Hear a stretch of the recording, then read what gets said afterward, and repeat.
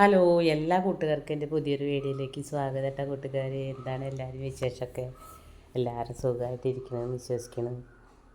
അപ്പം നമ്മൾ ചോറിനൊക്കെ അങ്ങനെ തീ കൂട്ടിയിട്ട് ഉമ്മാറൊക്കെ ഒന്ന് തുടക്കട്ടെ വെച്ചിട്ട് പോയതാണ് കേട്ടോ.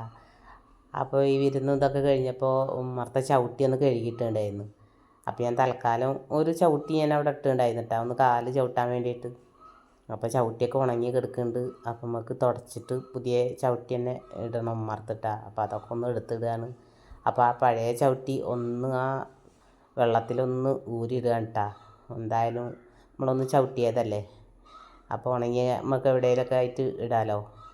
ഇപ്പോൾ ചവിട്ടികളൊക്കെ ഇഷ്ടം പോലെ ഉണ്ട് കേട്ടോ. എന്തായാലും കല്യാണമായിട്ടൊക്കെ കുറേ ചവിട്ടികളൊക്കെ മേടിച്ചിട്ടുണ്ട്. ചവിട്ടിക്കാൻ ക്ഷാമല്ലേ. പിന്നെ മഴക്കാലം വന്നാലാണല്ലോ നമുക്ക് കൂടുതൽ അതിൻ്റെയൊക്കെ ആവശ്യങ്ങളില്ലേ. അപ്പം ഏതായാലും ആ മറ്റേ തുടയ്ക്കണ ഇതൊക്കെ ഊരിയാൽ പിന്നെ ഒക്കെ ഞാൻ എല്ലേൻ്റെ കടക്കേക്ക് ഒഴിക്കൂട്ടാ.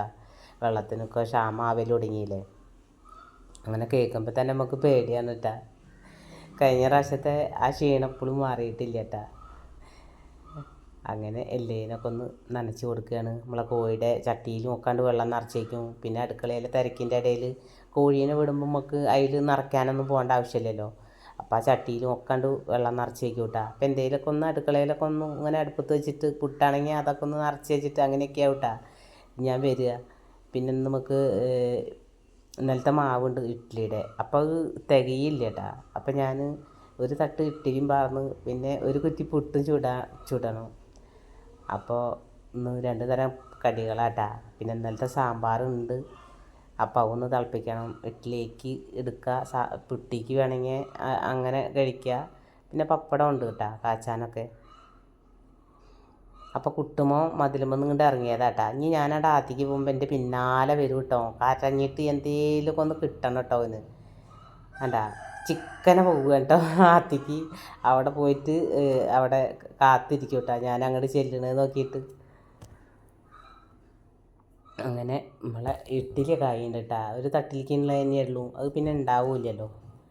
അപ്പം എന്തായാലും നമുക്ക് കുറച്ച് പുട്ട് ചുടണം. അപ്പം അതിനൊക്കെ ഒന്ന് നനച്ച് വയ്ക്കുന്നുണ്ട് കേട്ടോ. പിന്നെ ഒന്ന് വല്ലാത്തൊരു വിഷമമായി, ഞാൻ ഈ വീഡിയോ എഡിറ്റ് ചെയ്യുമ്പോഴാണ് എൻ്റെ വീഡിയോ ഒക്കെ കാണാൻ തന്നെ ഇല്ല കേട്ടോ.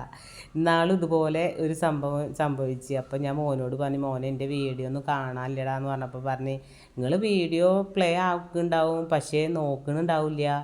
അപ്പോൾ എനിക്ക് കാണിച്ചു തന്നിട്ടാ. അതിലിങ്ങനെ ഈ വീഡിയോ ഓൺ ചെയ്താൽ ഇങ്ങനെ 1 2 3 വെച്ചിട്ട് വരുന്നുണ്ട് വെച്ചെങ്കിൽ വീഡിയോ ഇതിൽ ഇതാവുള്ളൂ. അല്ലെങ്കിൽ അതിങ്ങനെ വെറുതെ ആവും. നമ്മൾ വിചാരിക്കും ഉണ്ട് എന്ന് വിചാരിക്കുന്നു. അങ്ങനത്തെ ഒരു വിഡിത്തം പറ്റിയിട്ടൊക്കെ. അപ്പം നമുക്ക് ഉണ്ണിയപ്പമൊക്കെ ഉണ്ടാക്കിയിട്ട് അന്ന് കൊണ്ടുപോയല്ലോ. അപ്പം നമുക്ക് വേണ്ടപ്പെട്ട ഒരാൾ തന്നെ നമ്മളോട് പറഞ്ഞിങ്ങനെ വെറുതെ പറഞ്ഞതാണ് ഇങ്ങനെ. അപ്പം കുറേ സായം കഴിക്കണം എന്ന് വിചാരിച്ചിട്ട് ഉണ്ടാക്കണം എന്ന് വിചാരിക്കുന്നൊക്കെ പറഞ്ഞിട്ടാ.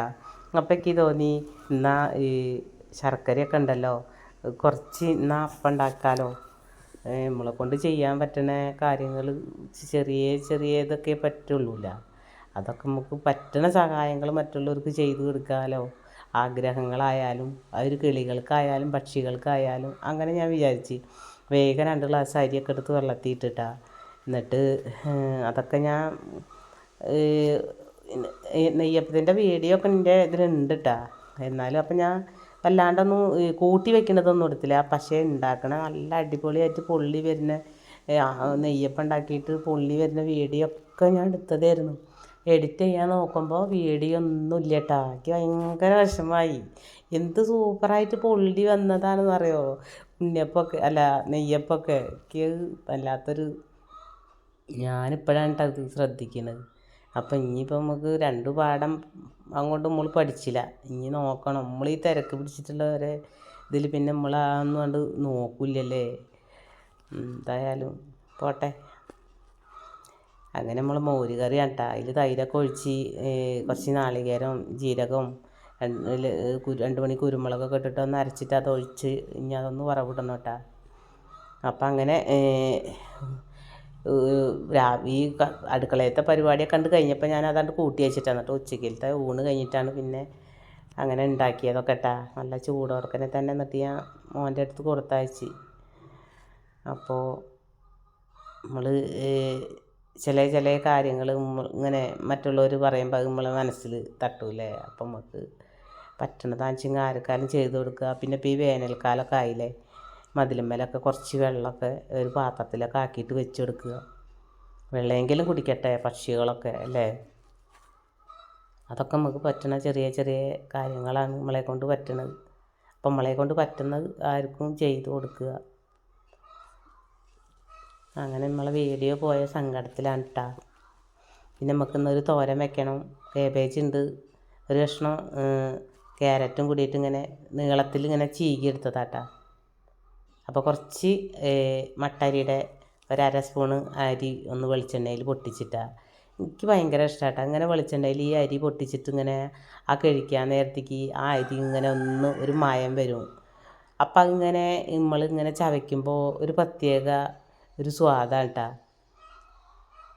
ഈ ചീര വയ്ക്കുമ്പോഴും ഒക്കെ അത് നല്ലൊരു രുചിയായിട്ട് എനിക്ക് തോന്നിയിട്ടുണ്ട്. അപ്പോൾ അങ്ങനെ കടുകൊക്കെ പൊട്ടിച്ച് ഞാൻ കേബേജൊക്കെ നാളികേരമൊക്കെ കൂടി ചേർത്ത് തിരുമ്മിയതാണ് കേട്ടോ. അതൊന്ന് വെച്ചിട്ടുണ്ട്. ഇതാണ് നമ്മൾ അരിയൊക്കെ ഉതിർത്തി ഒന്ന് പൊടിക്കാൻ വേണ്ടി അരച്ചതാണ് കേട്ടോ. അങ്ങനെ പരത്തിയിട്ടതാണ് വേഗം.